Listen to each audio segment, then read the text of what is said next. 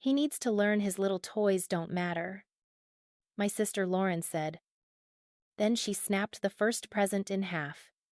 It was my son Ethan's 7th birthday, and we were packed inside my parents' cabin outside Traverse City, Michigan, while sleet ticked the windows. The cake sagged on the counter. Streamers drooped. Everyone had a drink except me. Because I'd spent years trying to keep my family from turning my child into a punchline. Lauren didn't look at Ethan when she broke it. She looked at the room, waiting for permission. My Uncle Rick laughed first. That's $100 lesson. Toughen up. Kid. My mom, Diane, giggled and started gathering wrapping paper, like that was the crisis. Someone filmed. Ethan's school friends weren't here. Just relatives who believed cruelty was humor. Before I continue, thank you for being here with me. If this hits close, I'd be grateful for a like, a comment, a share, or a subscribe. I read your messages, and it truly means a lot. Ethan went still, not loud, not angry, just blank. The way kids go when they're trying to stay safe. He stared at the broken box like he'd done something wrong by wanting it. Lauren reached into the bag and pulled out the second gift. A Lego set he'd been begging for. She shook it so the pieces rattled. Plastic junk, she said, and dumped it into the kitchen sink, where greasy dishwater waited. The cardboard softened, corners collapsing, laughter rippled through the cabin. Sharp and ugly. Ah, come on, my dad muttered from the head of the table. But it didn't stop anything. My father, Grant, sat with his hands folded, jaw tight, eyes fixed on the wood grain. I knew that silence. It was the same silence that let Lauren win every argument growing up. Growing up, Lauren could knock my books out of my hands and Mom would call it sibling stuff. I learned to laugh so she wouldn't hit harder. Now I watched Ethan do the same. Shoulders rounding, eyes down. Becoming small. The inheritance I never wanted was repeating itself. Right in front of me. Ethan finally looked at me, reading my face like weather. Should he cry? Should he smile? Should he disappear? I stood so fast my chair scraped. Everyone flinched like I'd broken the rules. Lauren tilted her head. Relax. Claire, it's a joke. It's his birthday, I said, and my voice came out flat. Controlled. Terrifyingly calm, Mom rushed between us with paper towels, wiping the counter as if wiping could erase what happened. Lauren didn't mean it. She chirped. Ethan. Sweetie. We'll buy you something better. A big one. Ethan's lip trembled. He swallowed it down. He nodded once, training his body to obey the room. Lauren poured more wine and leaned toward my son. Don't be soft. That word hit me like a slap. Soft meant inconvenient. Soft meant stop making adults uncomfortable. I looked at my father again. His fork was bent in his fist. A muscle jumped in his cheek. He pushed his chair back. Slow and heavy, like a beam finally giving way. The room quieted, expecting him to scold me, to restore peace by shrinking me back into place. Instead, Dad stood, eyes fixed on the sink, and said, Diane, you wiped the counter. You didn't check on the boy. Mom froze mid-scrub. Paper towels dripping. Lauren scoffed. Dad. Don't start. Dad didn't look at her. He looked at Ethan. And something in his face broke open. Old and painful. Then he reached for his wedding ring. Dad slid his ring off his finger like it was burning him and set it on the table beside Ethan's ruined wrapping paper. Everybody stop, he said. Not loud. Just final. Lauren laughed. But it sounded shaky now. You're being dramatic. Dad's eyes stayed on my son. No. I've been dramatic for 20 years by doing nothing. Mom froze with a paper towel in her hand. Grant. Please. She whispered. The way she always whispered when she wanted peace, bought with my silence. Dad lifted his chin. Diane. You're not keeping peace. You're feeding a bully. Ethan stood so still, his shoulders barely moved when he breathed. I stepped toward him. But Dad moved first. He crouched to Ethan's height. Buddy. Look at me, Dad said. Ethan's eyes lifted. Watery but brave. This was wrong. Dad continued. You didn't deserve it. Lauren rolled her eyes. It's a toy. Dad stood and faced her. It wasn't a toy. It was his birthday. You broke it on purpose. My Uncle Rick tried to rescue the joke. Come on. Grant. It's family. We tease. Dad pointed at the sink. That's not teasing. That's humiliation. Mom stepped in front of Lauren. She was kidding. Mom insisted. We'll replace it. Dad's voice hardened. You always replace things. You never repair damage. He turned to Lauren. Apologize.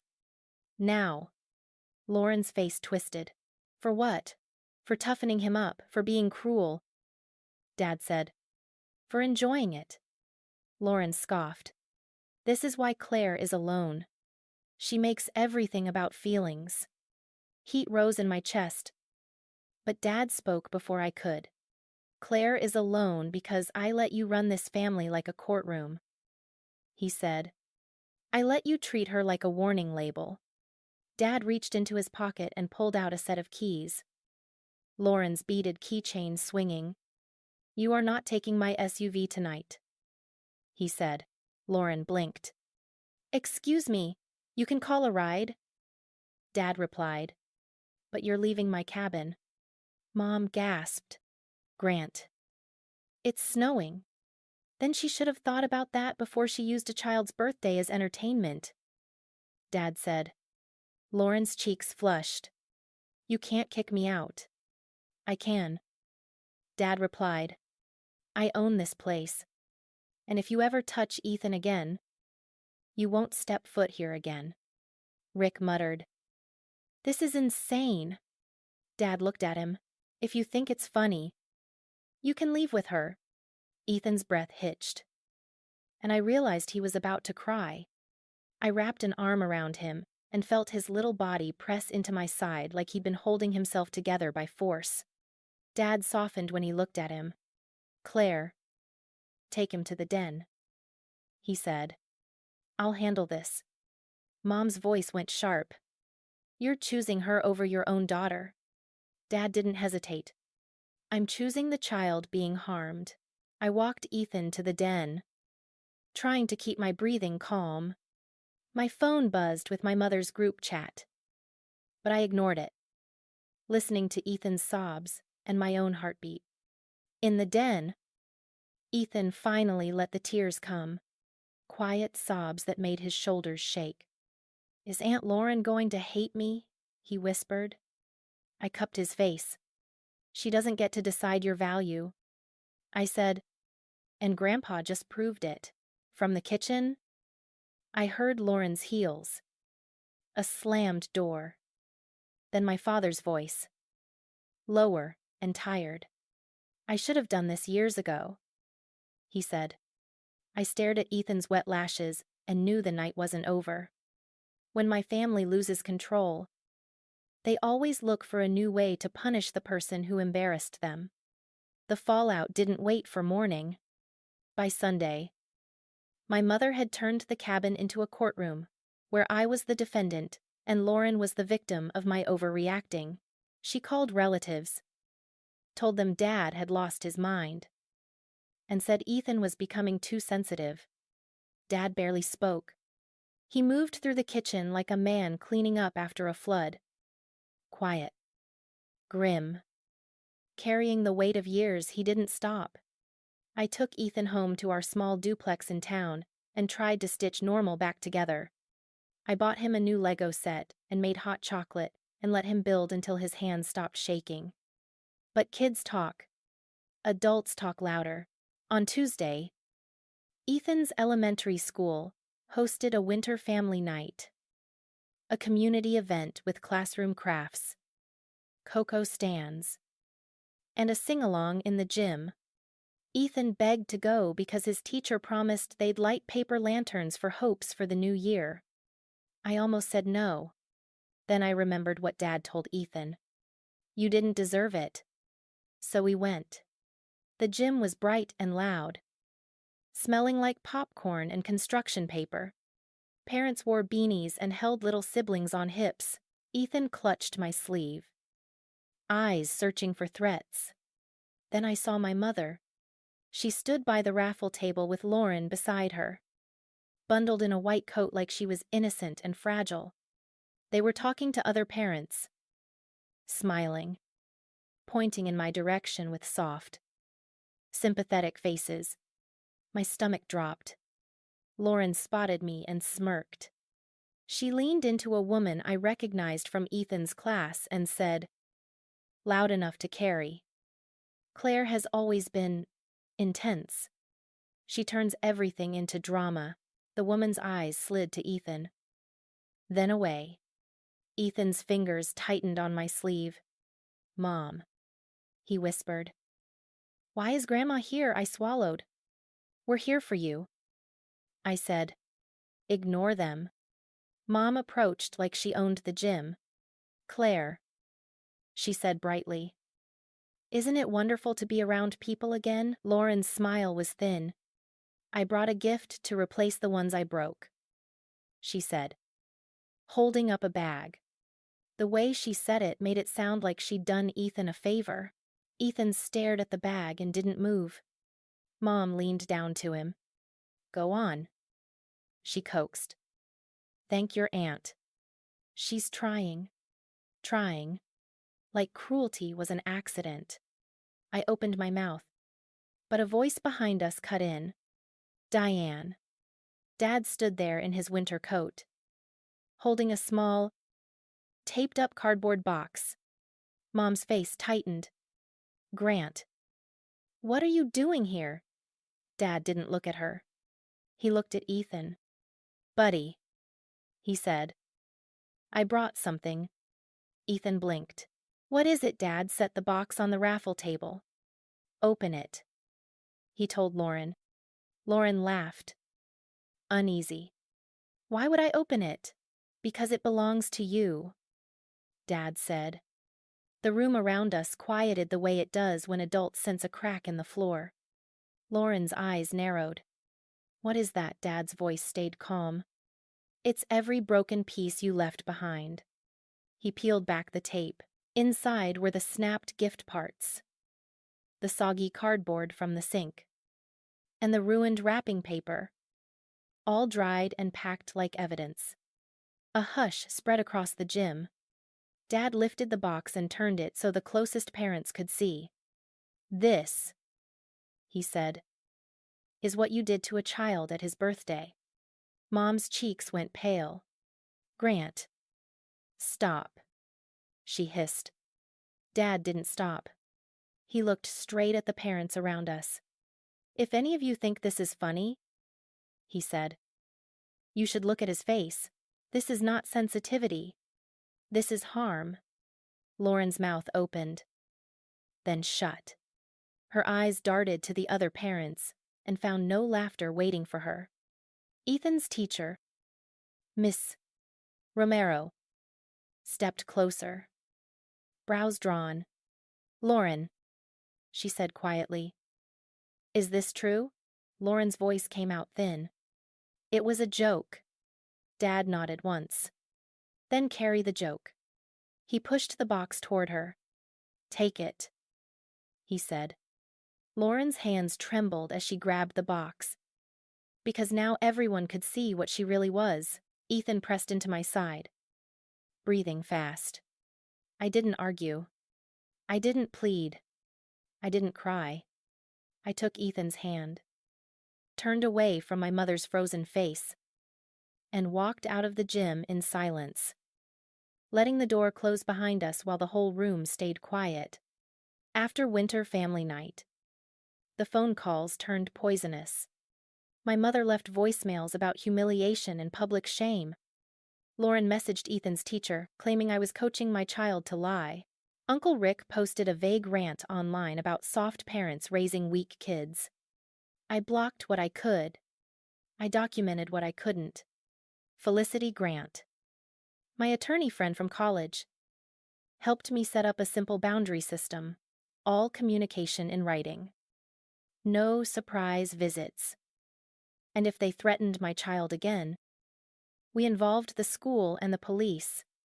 I never thought I'd need a protocol for my own family. But here we were. Dad came to my duplex on a Tuesday, with a toolbox and a tired face. He didn't ask to be forgiven. He asked where the leak was under my sink. I shouldn't have waited until Ethan was hurt, he said as he tightened a pipe. I should have stopped Lauren when she was 10. I didn't offer comfort. Then why didn't you? He stared at the cabinet like the answer lived inside it. Because keeping peace felt easier than choosing sides, he said.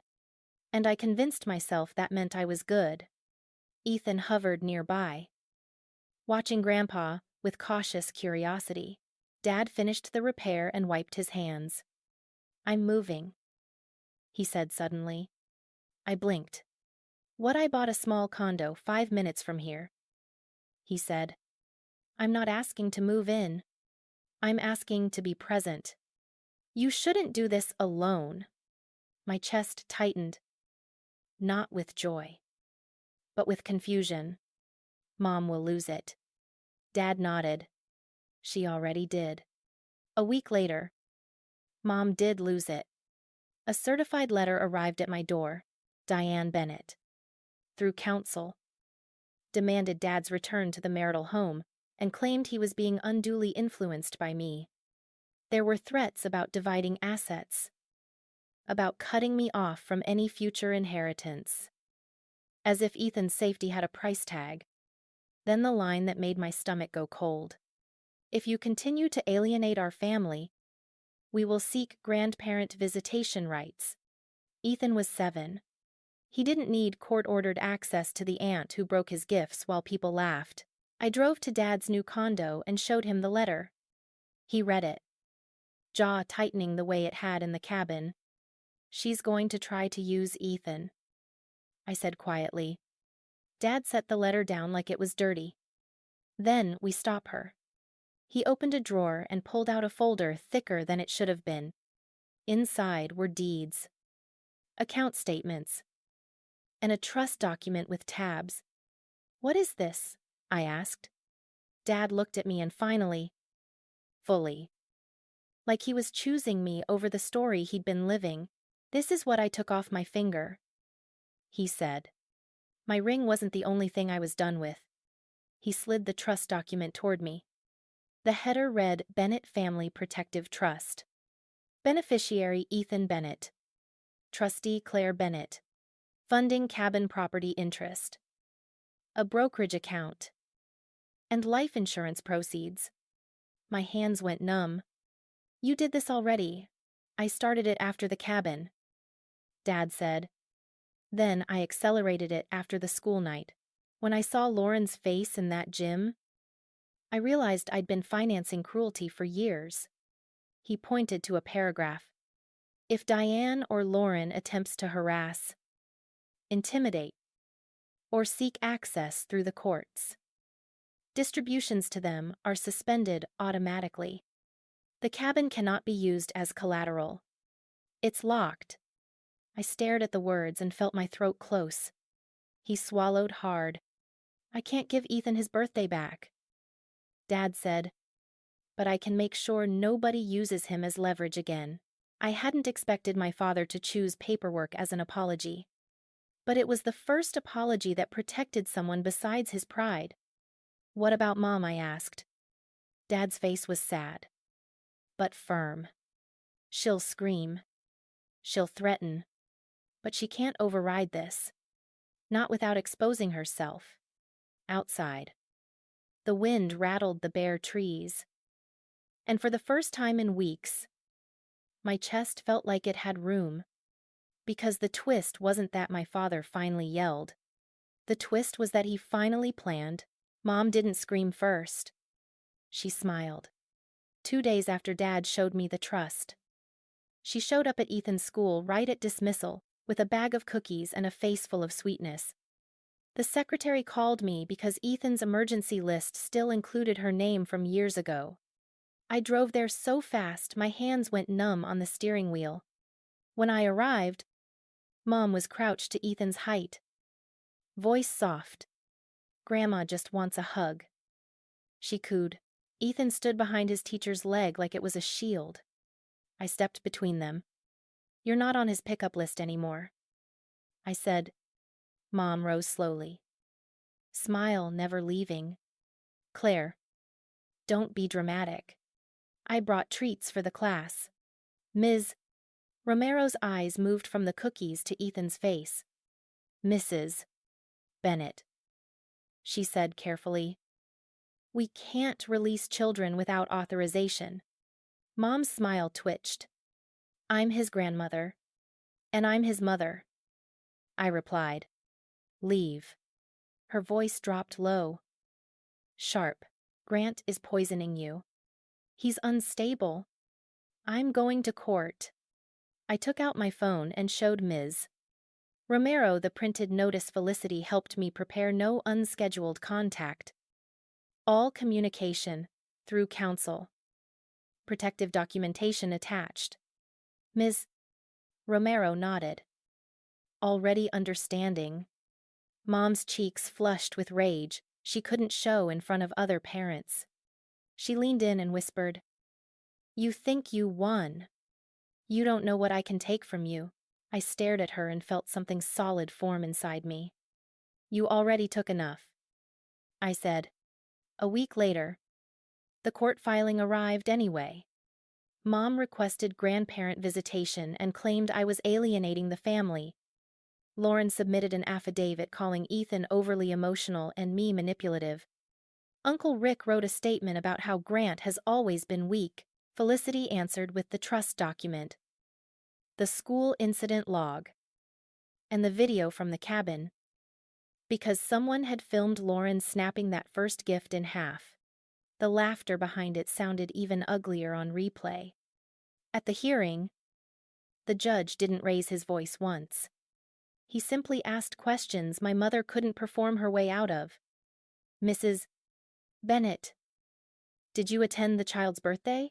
"Yes," Mom said. "Did your daughter break the child's gifts?" Mom hesitated. "It was joking." The judge turned to Lauren. "Was it joking?" Lauren's lips tightened.